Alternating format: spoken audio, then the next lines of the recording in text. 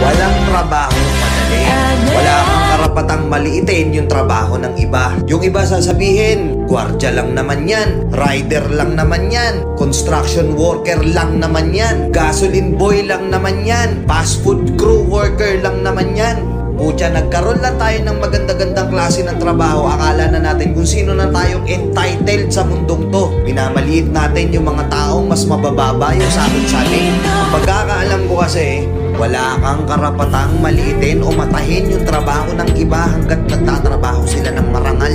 Walang trabahong madali. Lahat nagdadaan sa hirap. Lahat nagsasakripisyo.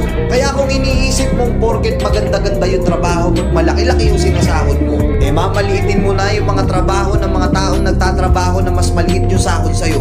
Mag-isip-isip ka. Baka bawiin sa'yo yan. Baka biglang bumaliktad yung mundo at sila naman yung kabangat. Kahit anong trabaho mo, magpakumbaba ka pa rin. Bilog ang mundo, hindi palagi nasa taas ka. Kaya hanggat maaari sa lahat ng oras, magpakumbaba ka. Diba? May kilala pa kayong ganito? Minsan na rin pa kayong nilait ng mga ganitong klaseng tao?